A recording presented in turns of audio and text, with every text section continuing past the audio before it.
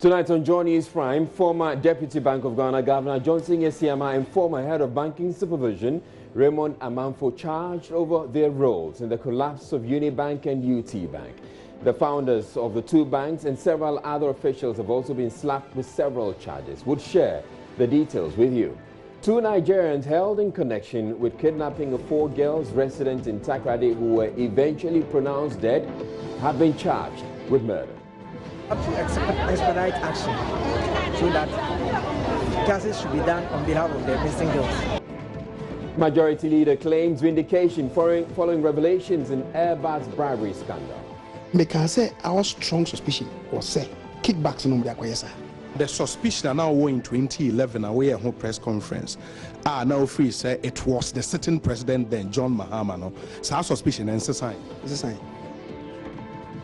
Former President Mahama makes his first public appearance since the Airbus bribery scandal emerged. At a meeting with the National Association of Graduate Teachers, he's however declined comment.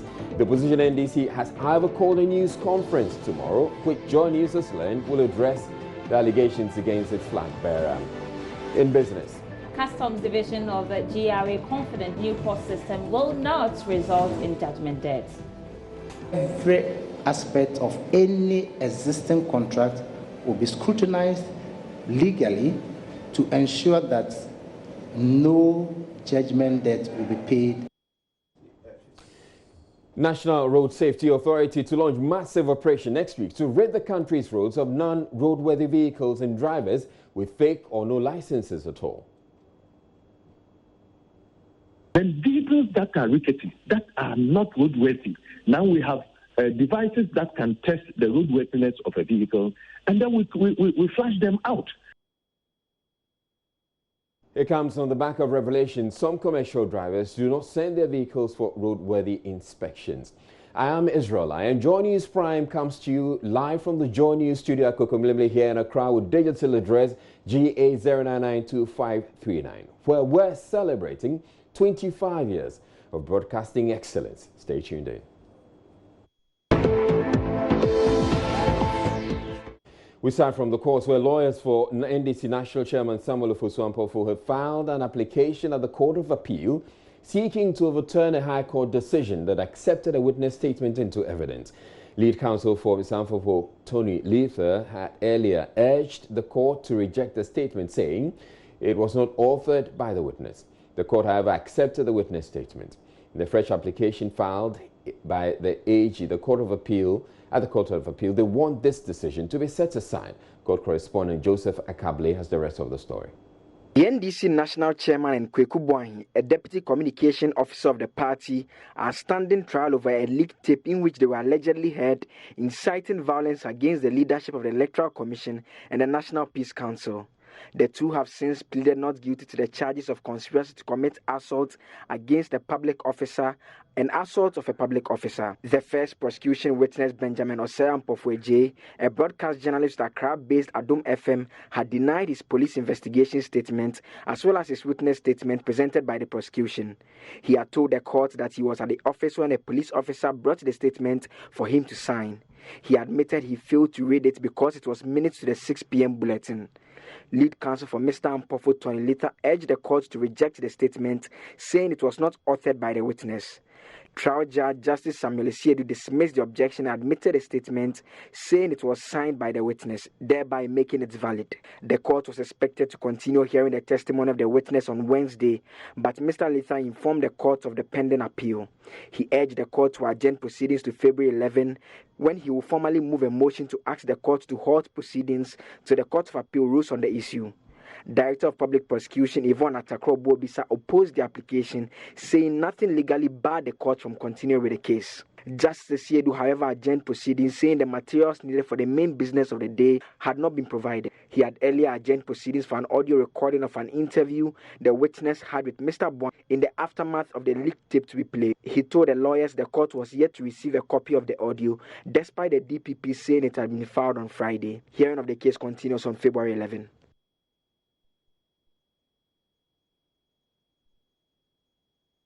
Now, 14 individuals and companies have been charged for their roles in the collapse of Unibank and UT Bank. The 14 include former Deputy Governor of the Bank of Ghana, Johnson Esiama, and former Head of Banking Supervision, Raymond Amanfo, founder of defunct UT Bank, Prince Kofi Amabing, and his Unibank counterpart, Dr. Kwabena Dufo, as well as his son, who was in charge of the bank at the time of collapse, Kwabena Dufo Jr., are also facing criminal charges, including willfully causing financial loss to the state, fraudulent breach of trust, deceit of a public officer, and fabrication of evidence. They said earlier on Wednesday discontinued the case against Mr. Amabing at the Circuit Court, serving notice of an action at the High Court. Well, that has happened now, and my colleague Kojo Yangsing has been going through the court documents and joins me with details. Good evening to you, Kojo. Now, so we know the 5 key individuals who are involved in this and who have been charged. Who are the rest? There are others. For the case against Kwabena Dufo and Co., we have Hoda Holdings Limited, named as a respondent, Eko Nyakun Daze Dennis, LC Danso Achere, Jeffrey Amon, Benjamin Ofori, and Kwejo Opoku Okun. In the case that involves UT Holdings, we have, in addition to the names you've already mentioned, UT Holdings Limited itself as a respondent, Catherine Johnson, and Robert Kwesi Ama. Right, and I know there are a raft of charges that these people are facing. Can you take us through some of the critical ones, especially having to do with the Bank of Ghana officials who are involved, the former Deputy Governor and the Head of Banking Supervision, to start with? Absolutely. So why don't we start with the officials of the Bank of Ghana, former officials of the Bank of Ghana, Johnson Esiama and Raymond Amanfo. A number of rather straightforward charges are leveled against the two of them. And we'll start with Johnson Esiama, who is being prosecuted for contravention of the Bank of Ghana Act 2002, Act 612, contrary to sections 46H and 67A of the Bank of Ghana Act 2002, Act 612. And the particulars of his offense are that Johnson Esiama, in May 2016 in Accra, in the Greater Accra region, granted liquidity support to UT Bank in the sum of 460 million Ghana cedis without satisfying the prescribed conditions set out in the Bank of Ghana Act 2002, Act 612. The next charge is against Raymond Amanfo, who is being charged with abetment of crime, namely willfully causing financial loss to the Republic contrary to sections 21 and sections 179A3A of the Criminal Offences Act 1960.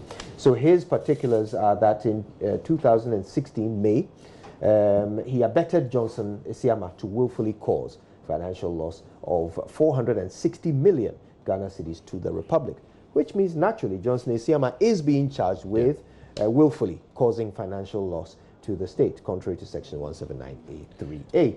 And his details say exactly that. 413.09 million Ghana cedis is the amount. So in this is the case of, this is a UT case. That's correct. But then Johnson Esiama's name also comes up in the Unibank case. That's right. Now, I've got to tell you, there are a lot of documents here. So it takes a while to get through it and identify every single charge and who it's being leveled at.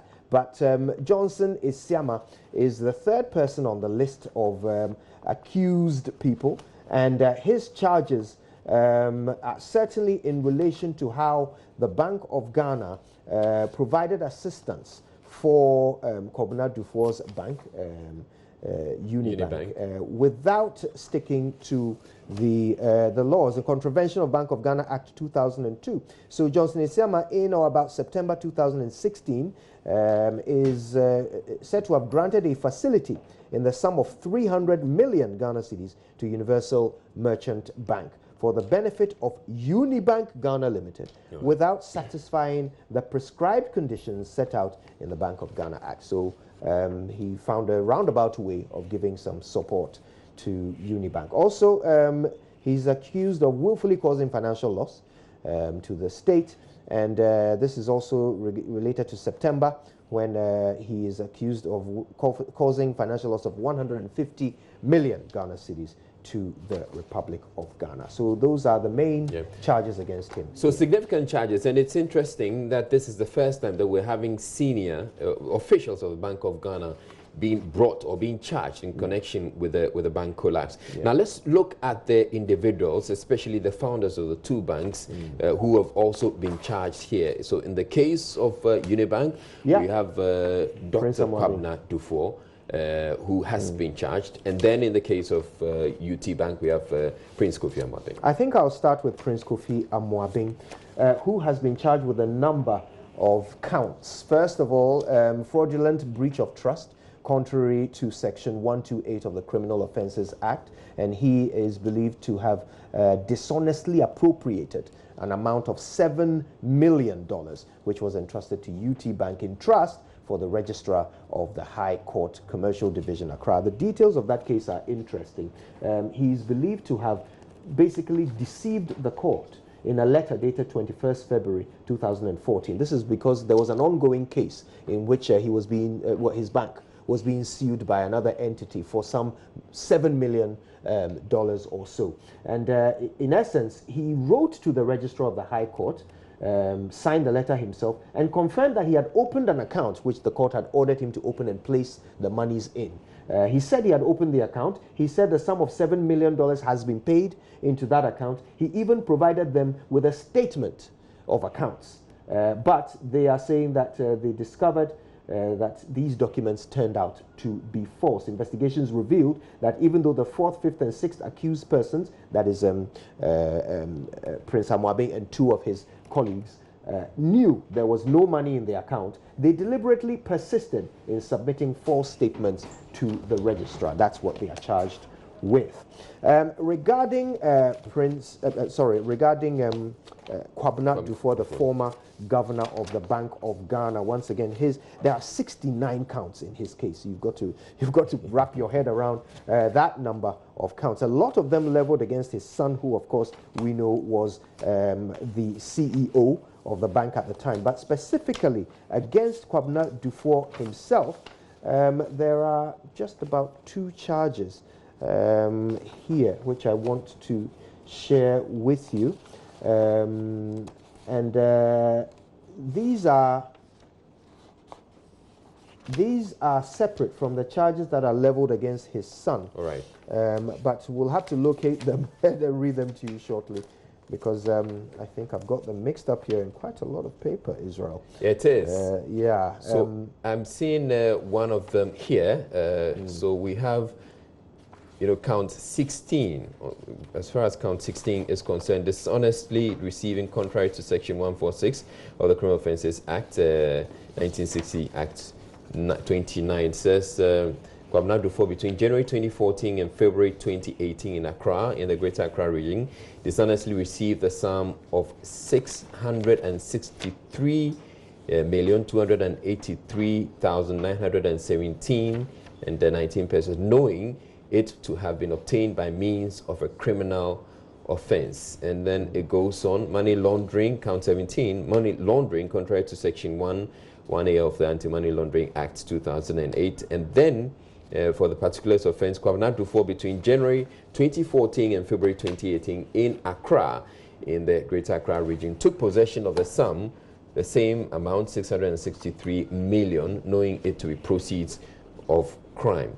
And then it also goes on. So there are quite a few. And then there's also the son, Dr. Kwabena Duffuor, whose name has come up. Absolutely. He's also been charged. Yes, he's been charged with a number of offences, including conspiracy to commit crime, namely fraudulent breach of trust, contrary to Sections 23(1). He is said to have agreed to act together with a common purpose to dishonestly appropriate the sum of 48,269,477 cedis and 75 pesos. The details of this, of course, are all evolved in the story that we knew. There's quite a bit that we have to go through, because we're getting this document. We've just got this document in the last 2 hours, and there's quite a bit that we have to unpack. But we have put some details of this on MyJoy Online, on the website, myjoyonline.com. You can go there and get to read for yourself.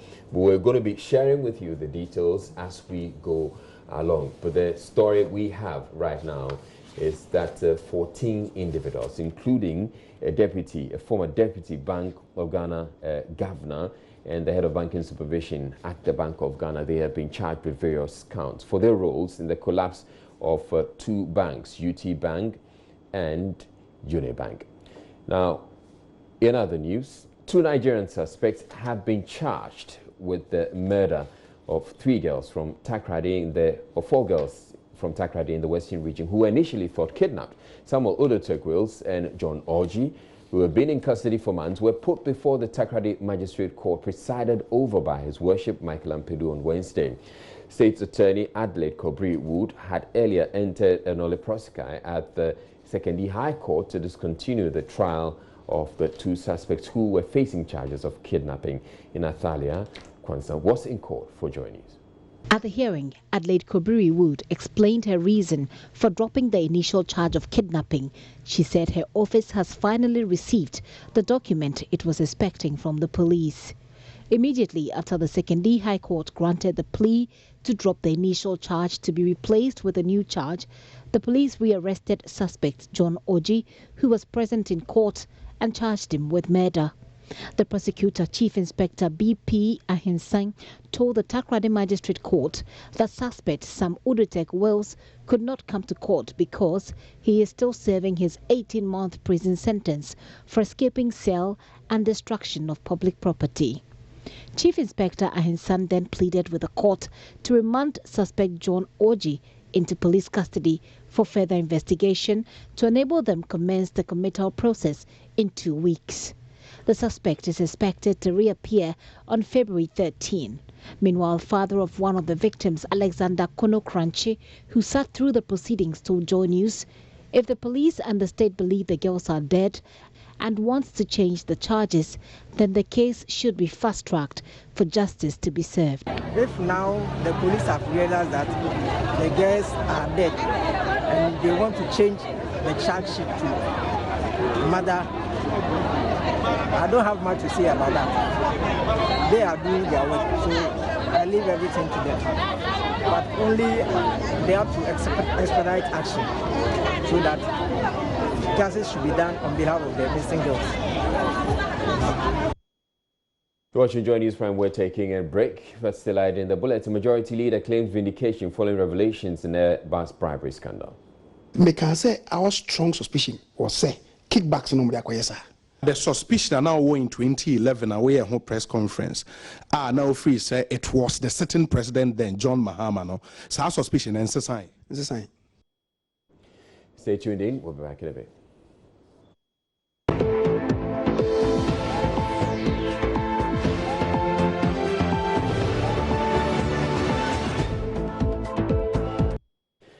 Now, Majority Leader in Parliament, Osechi Mensah-Bonsu, is urging the Special Prosecutor to collaborate with the Attorney General, the Economic and Organised Crimes Office, as well as the Auditor General in probing the Airbus bribery scandal.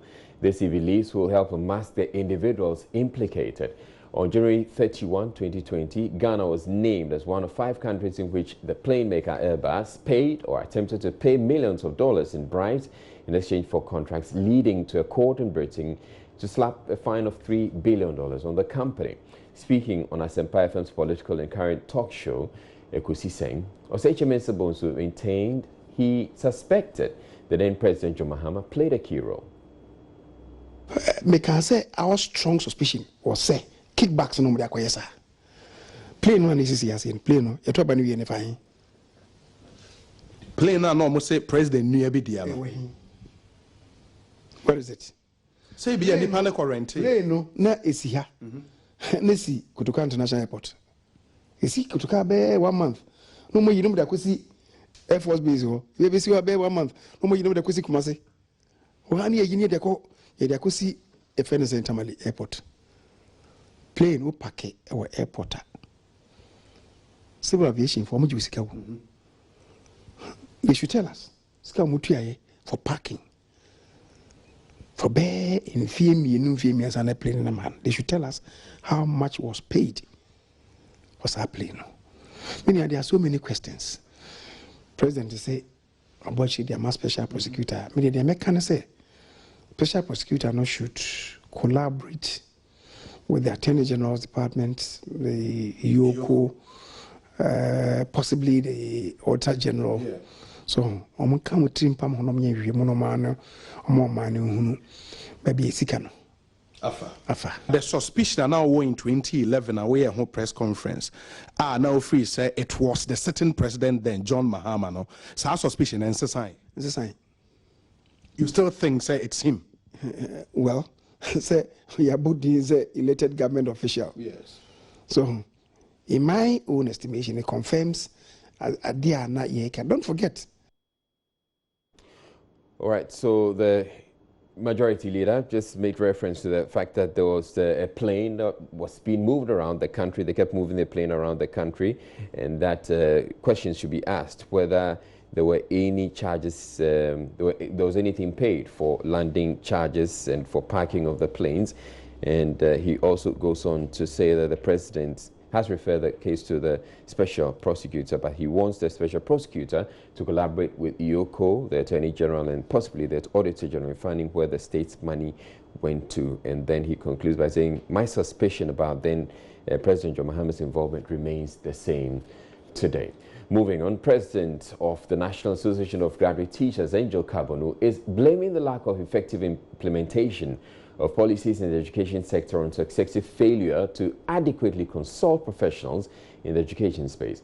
Mr. Kabonu argued that governments in time past ignore the inputs of professionals before introducing new policies, a situation he describes as sometimes causing rifts amongst the parties and affecting the implementation of the policy. He warns of dire consequences for the sector if the current trend is not reversed. He made these comments at a stakeholders meeting with former President Mahama and some officials of the NDC. Mr. President, the issues of education are huge. The challenges are many and varied. And it looks as if, despite the fact that governments upon governments are making effort, the issues keep compounding. We have the fear that the fundamental policies of education have been carved by people who are not educationists. So the ultimate or ulterior objective that informs the foundations of this policy is sometimes totally different from what a professional educationist will want to arrive at. As a result, the formulation and implementation of policy is sometimes grappled with conflict between practitioners and policymakers and implementers. This creates a situation where we all do not arrive at desired results. We believe as an association that the people who superintend over education from the kindergarten to the university level are professionals, and that they ought to be consulted, engaged in policy formulation and implementation.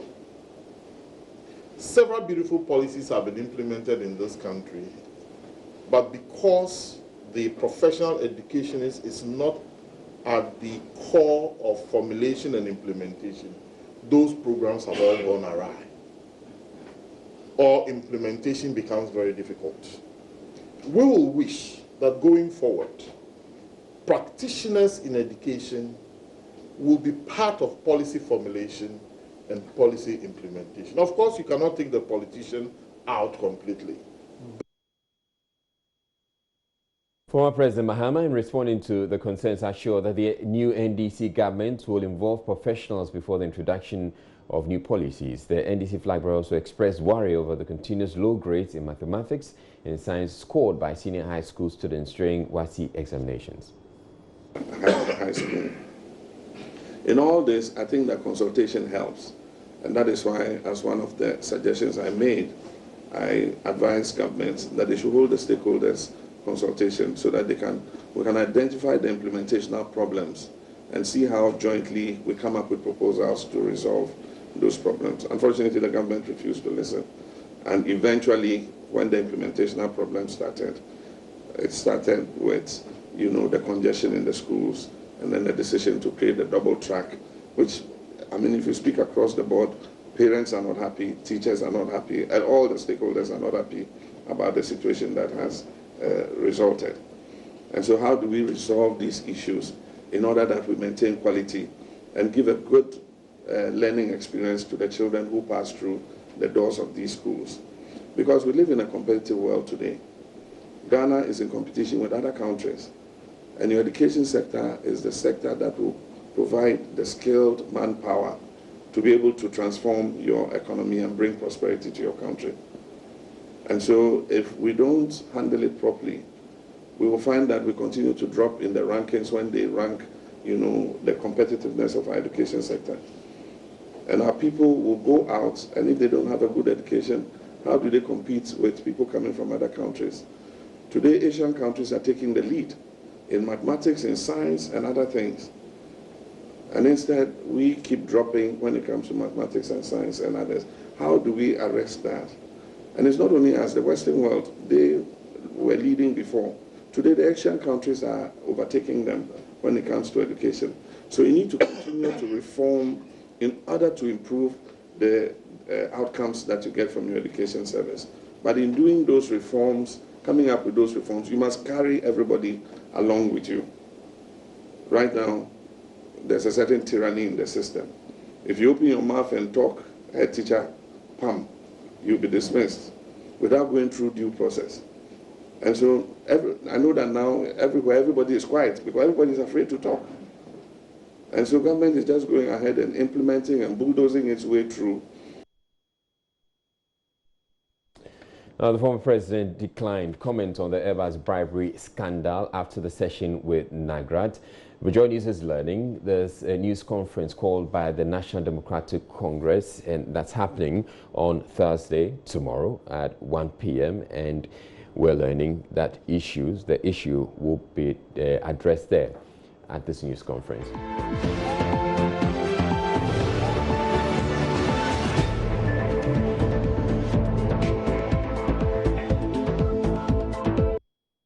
All right, it's time for business. Sandra is here. Hello, Sandra. Hi, Israel. Happy Wednesday.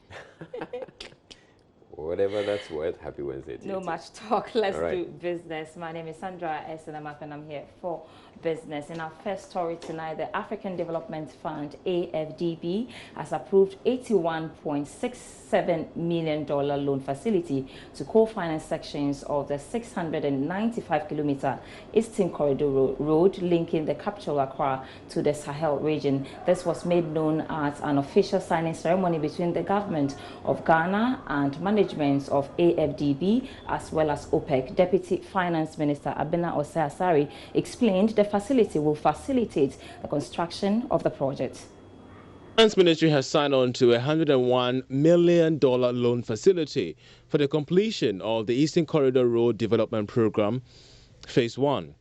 AFDB is providing $81.67 million of the loan facility, with International Finance House OPEC providing 20% of it.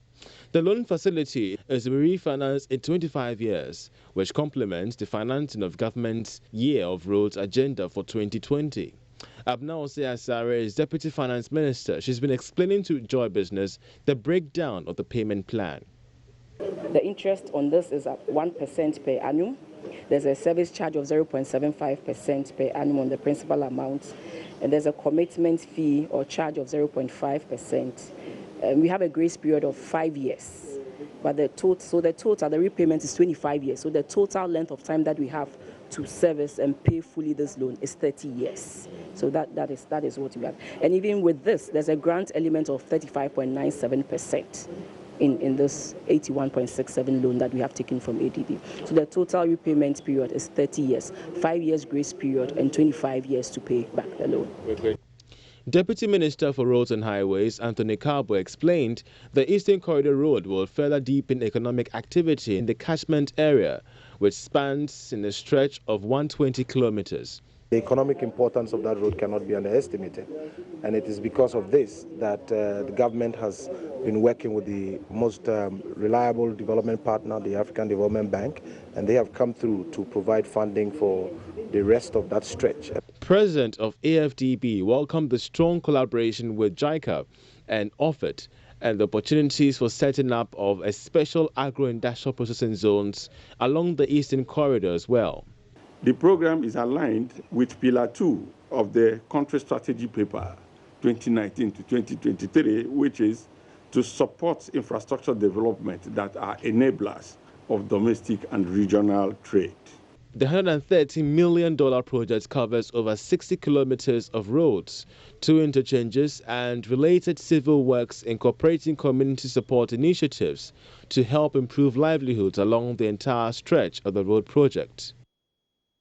Commissioner for Customs Division of the Ghana Revenue Authority, Colonel Kojo Damwa, retired, has allayed fears the country could incur judgment debt as it brings on board a new system to take over clearance operations of the country's ports. According to him, even though the contracts with GCNet and West Blue are yet to expire, there is a provision for termination without having to pay judgment debt. The commissioner was answering questions from the media at a sensitization workshop on the Unipass system. Details in the following report. Clearing of goods at the country's ports is expected to experience a seamless process if all issues concerning the new system is being dealt with. The existing system handled by West Blue and GCNet will gradually be phased out to allow Unipass to take over the operations. However, there are fears that the country will be made to pay huge compensation in a judgment debt. At a sensitization workshop with the media in Accra, Commissioner of the Customs Division of the Ghana Revenue Authority, retired Colonel Kojo Damwa, said the agreement has some clauses that will prevent any debt to the state. With termination clauses, that is, if indeed there's a subsisting one and the imperatives are such that you need to terminate. And if it's just like any marriage, you always could have the option of dissolution of marriage. But it doesn't mean that you should rush into having the dissolution, okay? So we are only conjecturing that there is the possibility, but I can assure you that every aspect of any existing contract will be scrutinized legally to ensure that no judgment debt will be paid by any action that is taken by the government, the ministry, or the authority. The commissioner further disclosed in an interview with Joy Business that the Customs Division has begun building the infrastructure that will aid in the successful rollout of the system, expected to be ready by the end of the month. We are rolling them out in a systematic, well-planned manner. So as and when some infrastructure have already been provided, but additional ones are also being provided based on the tests that has been conducted. You start something, you need to review and to be able to see how robust, how well catered it is. So that is the aspect that, but certainly everything that is required by way of infrastructure will be in place by the time that we say we are ready to roll out fully. As part of the process, a modern data center has been established at the Ministry of Finance to manage data for the system. Eben Sabuti's report for Joy Business.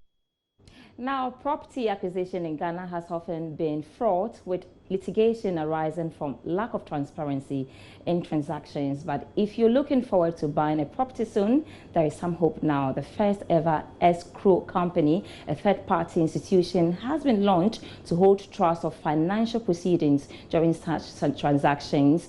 But how does it work? Sheila Tameklo has the details. With a mountain housing deficit estimated to be about 2 million housing units, the acquisition of land and property continues to remain a challenge, often marred by litigations and disputes over ownership.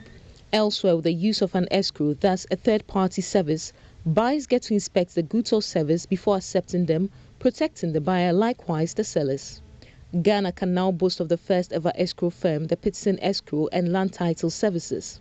Speaking to Joy Business at the launch, the Chief Escrow Officer of the company, Peter Chikata, explained the challenge of transparency with property acquisition will be mitigated with rigorous checks on both buyers and sellers. With regards to the seller, we scrutinize the documentation. We walk it through a search process. The search process goes through 4 different divisions of the Lands Commission to assure the buyer that the land is litigation-free and the person claiming to be the owner of that property is the real true owner. Technical Director for Lands at the Ministry of Lands and Natural Resources added that the intervention was timely for the real estate sector. We are aware of how investments in property, real estate, go bad because people put in their money only to realize that the land is not even for that person after all. And then he will either abscond or whatever. What we are doing now is that we are facilitating that amount of money being lodged in a safe place so that at the end of it all, when title has changed hands and the property has moved from Mr. A to Mr. B, who is the buyer, then A will have his money and B will have his land. When both parties are satisfied. For Joy Business, Sheila Tamaklo reporting. Much for watching. My name is Sandra Esinama.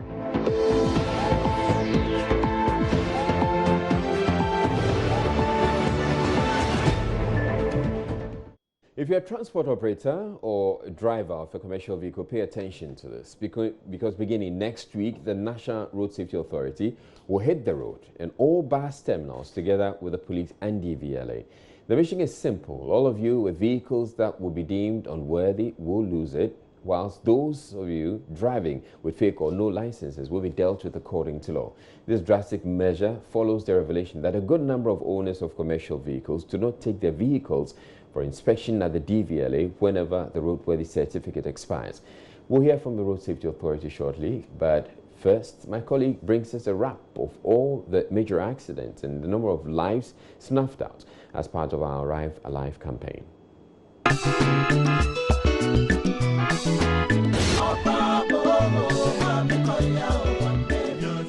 On January 14th, Ghanaians woke up to the tragic news of a head-on collision involving 2 buses at Dompase on the Cape Coast Takoradi Highway. In the accident, 34 people, including a baby, were killed.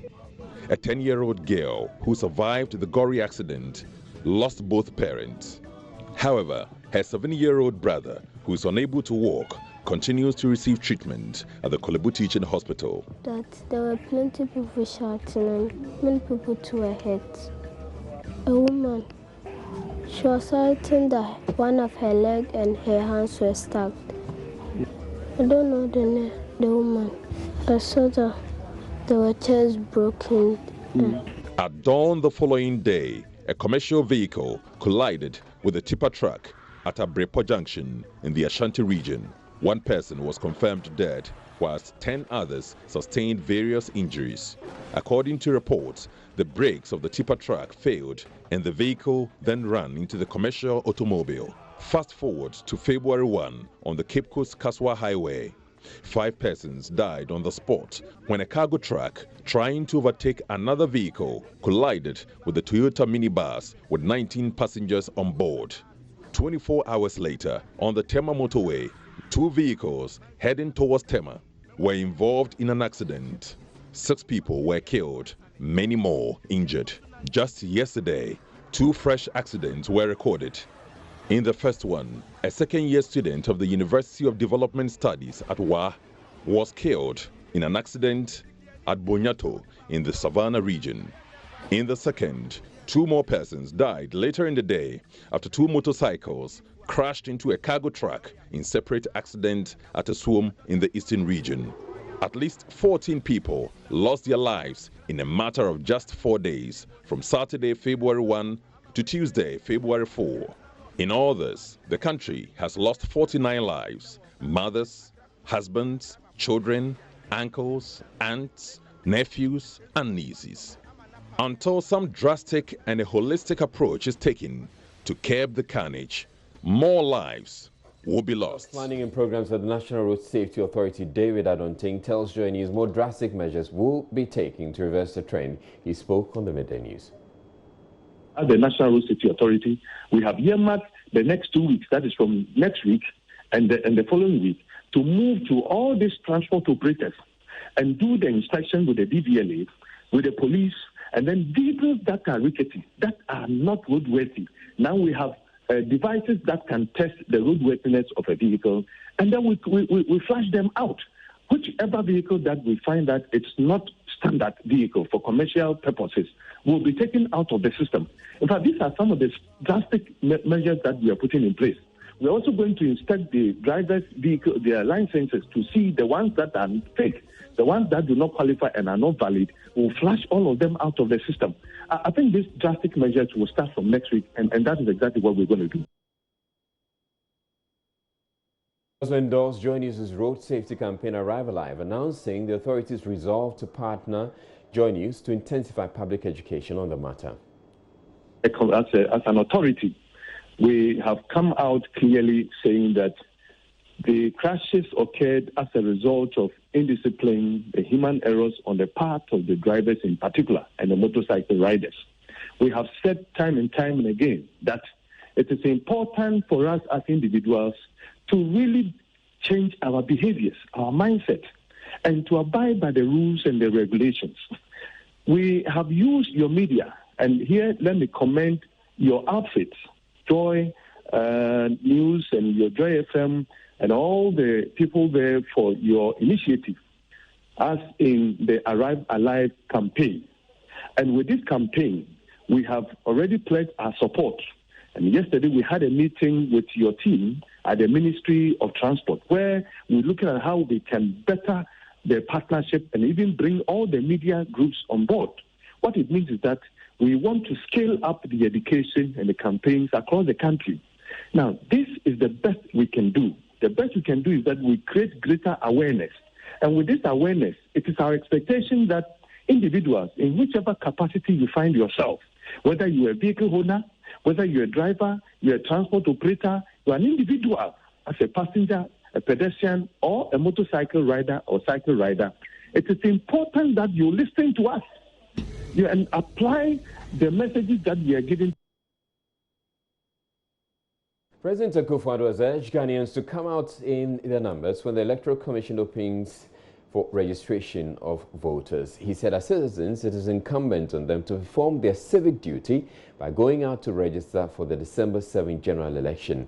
President Akufo-Addo made the statement at a Durbar held in his honor at Nandom as part of his day's visit to the Upper West region. Joy News regional correspondent Rafiq Salam reports from Nandom. Akufo-Addo, upon arrival at Nandom, headed straight to the 41-kilometer highway being constructed from Nandom to the border post at Hamele. The highway is being constructed by the renowned Lebanese Ghanaian contractor PNW Ghanem.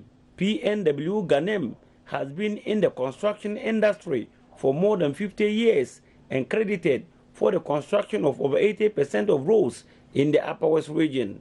Minister for Roads and Highways, Kusi Amankwah, briefed President Akufo-Addo on the rate of work at the site. Almost 41 kilometers. So this is where Hamele is the border.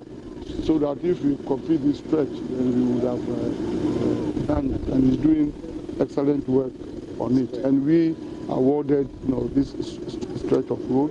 And before the start of the rainy season, that is the program we have had with him. He will complete it and double seal it. We're just 6 kilometers away from Hamele. Yes. 6 kilometers. So the third road stops there, and they are doing the further work. A Durbar was later held at Nandom in honor of President Akufo-Addo, where he made an important declaration that people have long cherished to hear. I'm equally happy that I've been able to sign the papers that has converted the Nandom District Assembly into a municipal assembly. President Akufo-Addo urged the people to do their civic duty by going out in their numbers to register when the Electoral Commission opens up for registration of voters. When the Electoral Commission opens the book for the registration for voters, she's given a date. It is the civic duty of every single Ghanaian to go and register. And I want you, the people of Nando, to show the world the example by registering everybody to go and register so you can cast your vote in December. He described the Minister for Interior, Ambrose Derry, as a formidable pillar in his government, urging the people to vote for him to return to Parliament.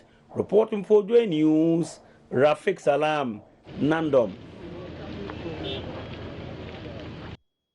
Minority MP Ernest Norway has written to the Electoral Commission demanding information on how she recruited the IT consultants leading processes to procure equipment for the new voters register. Dr. Fourier J., the Ashaman MP, says he has information the IT consultant and procurement consultant were not recruited legally, prompting his request under the Right to Information Law. His lawyer, Martin Kwebu, in the letter to Jean Mensah, the EC chairperson, gave the EC a 14-day notice to respond. Mr. Nogbe tells Joy News the consultant's work to get a new voters register is not legally grounded and must end. Well, my suspicion is, it's not a suspicion basically, but I'm very much aware proper procedures were not followed in the engagement of these IT consultants or the procurement consultant. And then my suspicion could be wrong, and I need to hear from them. I need to get information from them before I know the next line of action. So this one is just seeking information, getting more further and better particulars from them as whether or not they have followed the proper procedures, they have followed the act is another matter. To compel them to do so. If your suspicion turns out to be true, that they didn't engage the consultants using the appropriate methods, what would that mean for the role that they are playing in acquiring new equipment for the voters register? You see, there are two things. Whether or not, if they really engage the consultants through illegal means, then you can understand what I'm talking about. Then your point is they will not be eligible to help them with the processes to compile a new voter. At the first instance, the person advising you to do so is there illegally. So why then do you pick his advice, his or her advice? You understand? In another development, the minority in Parliament is calling for the arrest and prosecution of Environment Minister Professor Kwabena Frimpong Boateng over the missing excavators. They said it's not enough that the Central Regional Vice Chairman of the MPP, who is the only one who has been arrested. Minority spokesperson on Mines, Adam Mutawakilu, says the minister breached the Mining Act when he gave the MPP Vice Chair the responsibility to move the excavators because the law says it should have been the police. He thus wants the minister to face the law. He is also alleging MPP General Secretary and Ashanti Regional Chairman are involved in the illegal business and should also be arrested. The big weights included the General Secretary of MPP, the Regional Chairman of the Ashanti Regional Chairman of MPP, Wuntumi, Charles Bisu, even the minister himself, all have concessions. And some of the confiscated excavators, it's not only excavators, but included SUVs and pickups. And some of, we the MPs even have some of the pickups, MPs from the other side. And that is quite embarrassing. Then, if you breach the law, and somebody takes advantage of you breaching the law to also breach the law, then you arrest that person. If the minister had kept this excavated under the custody of the police, he's following the law. But in this case, he didn't follow the law. And as a result, constituency chairman, regional chairman now have the opportunity to take part in the vanishing and sale of this excavator. Who do you arrest? Should the police be investigating Frimpong Boateng and he should be the one. He should be the one who should be arrested for, first of all, breaching the law and paving the way for others. So the first culprit is the minister, because he should have known the law. And that is why he had directors and technical people under the ministry who are supposed to advise him. And the amendment was submitted by the ministries, which we amended. So they should have full knowledge of where the excavators should go. So clearly, arresting these people, they are not the culprits. The culprits is the minister and his other big ways, like the National General Secretary of the opposition MPP. The minority in parliament is also urging the police to take action against MPP officials in the northern region over the missing 400 tricycles belonging to the Northern Development Authority. They say the police knows leading officials of the party are responsible for the missing tricycles and should be ready to take action against them. Kumbungu MP Ras Mubarak and Sanrugu MP ABA Fuseni are unhappy with the president's inability to crack the whip on those responsible for the act. This is theft, you know, of public property, and we want the government to be sincere, you know, because they don't seem to walk the talk. It's all rhetoric, and you don't see any action in dealing with graft and corruption in our country. The police in Tamale, the regional police commander and his men know the persons who are involved. They should go and arrest them and spare nobody. We shall take every legitimate political, civil, constitutional step to make sure that this naked thievery and looting of our resources is not only kept, but the perpetrators should be brought to book. This is a government which, when it was in opposition, shouted at the rooftops about protecting public property and the public purse.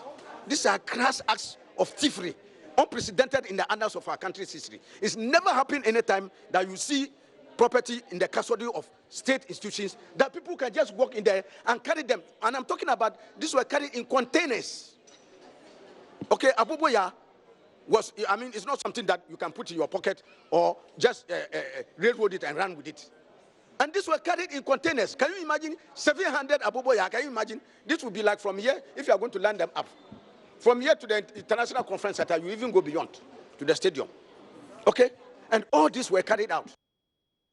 Education at the elementary and junior high school levels is free in government schools in the country, but pupils of the Ezele Community School are paying the hard price to access it.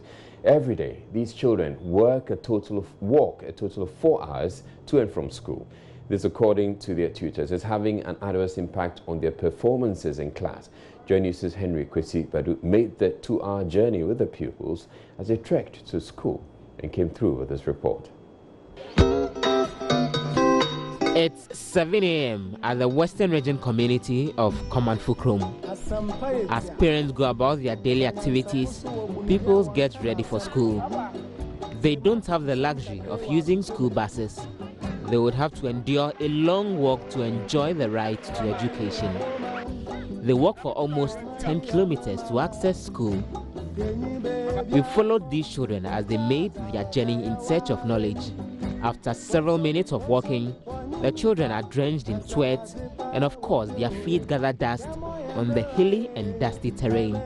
Sometimes they get left at the back of trucks. Other times motorcyclists are kind to them and give them a ride to school. After almost 2 hours of navigating the dusty path, we finally get to their school at about 9 a.m. Other students had already started lessons. They clean their feet before settling down for schoolwork.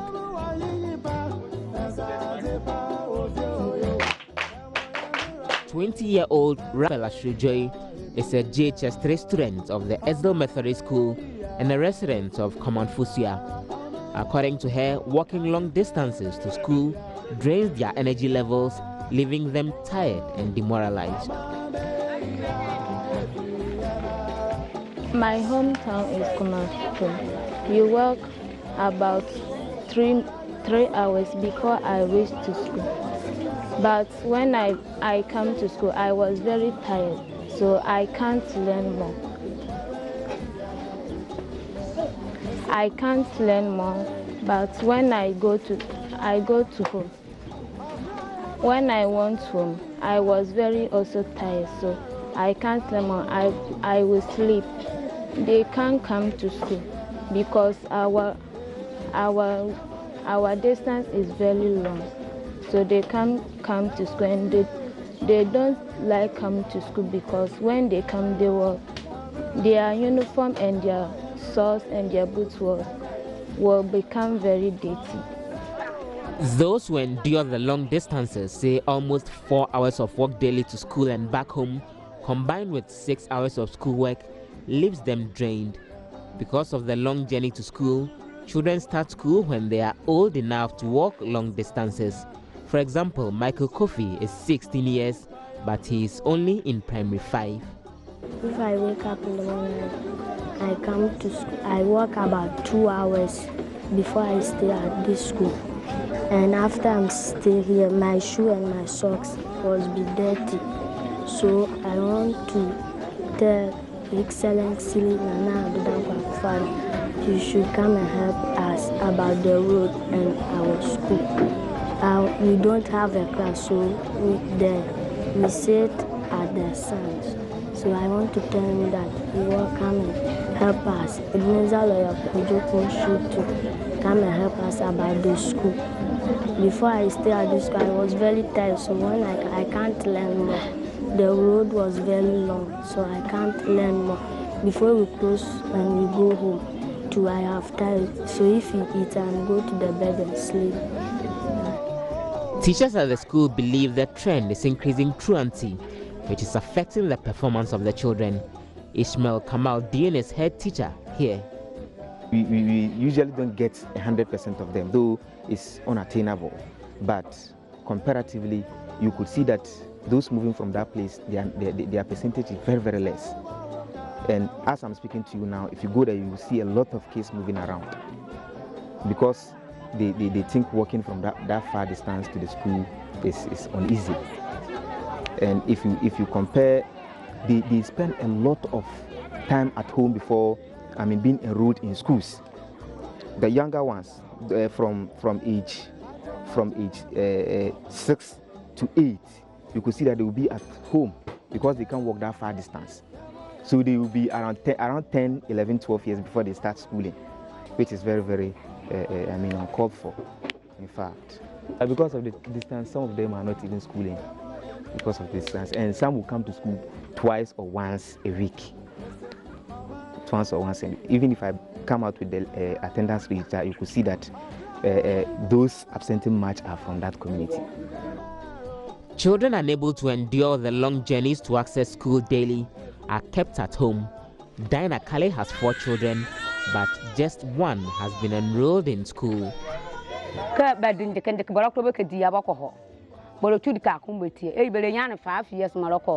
7 years. My 3 children who are home with me are just between the ages of 5 and 8 and can't make the distance. Most of the children here attend school 2 or 3 times in a week. They're always tired when they return from school.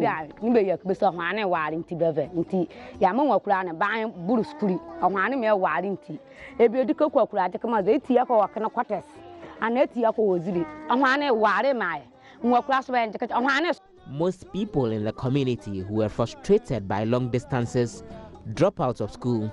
The assembly member of the area tells me all attempts to get the community a kindergarten has yielded little or no results. Great office. Many opinions just may of you do more money. Our last year 2017. We've, over the years, met the management of some companies operating on our lands and the Ghana Education Service to at least construct a kindergarten for the children in the community. All these efforts have proven futile.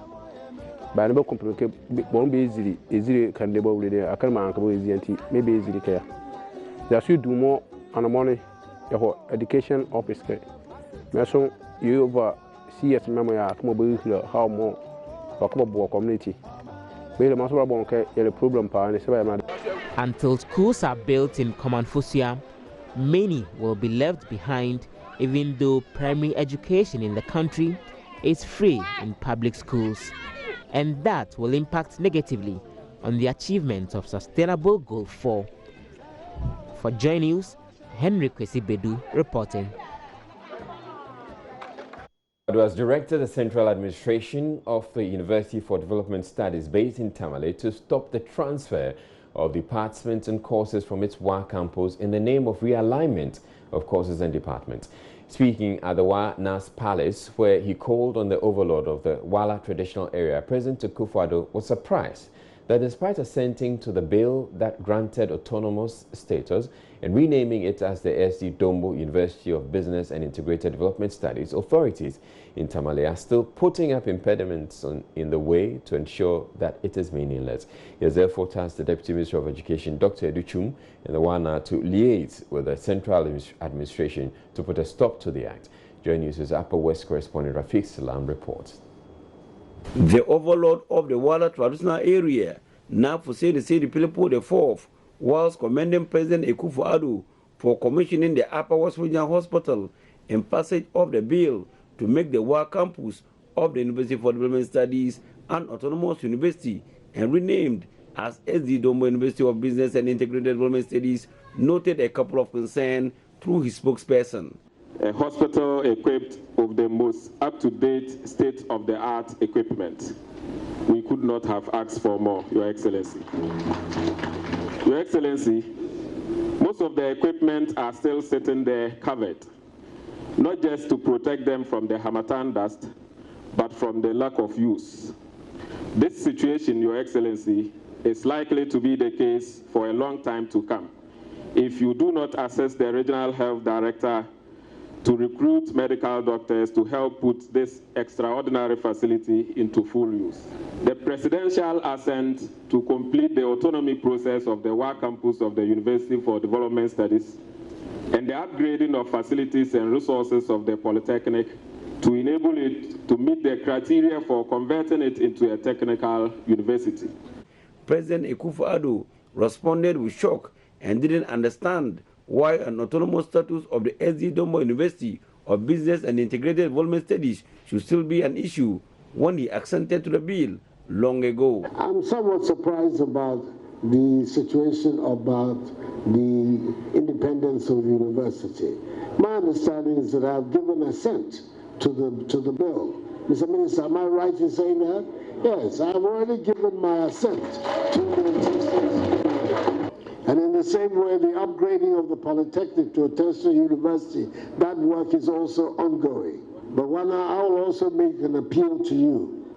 I've heard that for some reason that I don't understand, the authorities of the university have started transferring some of the departments away from WA to other places. That has to stop. And I want you to take a personal interest in this matter and also engage the authorities of the university that they have to stop it. It will make a nonsense of the independence of the university if by the end of the whole transition period, key departments of the university are no longer present here. Then what would have been the point of making the university independent? We have to bring it to a stop. The Deputy Minister of Education is here with me, and he will be liaising with you on this matter to make sure that the right thing is done by the new university. President Akufo-Addo then made 3 whistle stops outside the Wana's palace. The first was at Lima Iruwari, where he called on the family of former Council of State member, Ambassador Sanoun Mokhtari, who passed on late last year. President Akufo-Addo described the late Ambassador Sanoun Mokhtar as hardworking, upright, and honest man who gave a great deal of his life to the MPP and the country as a whole. He also called on the new Upper West Regional Chief Imam, Alhaji Muhammad Kane, before heading to the multi-purpose Upper West Youth Resource Center, which is being constructed by Hapke Enterprise Limited. Consultants for the project, J.K. Hackman's Consult, pegged the rate of construction at the site to about 72%. Reporting for Joy News, Rafiq Salam. Mapsinari for the bulletin. I'm Israel Live. And thank you very much for watching. Have a good night.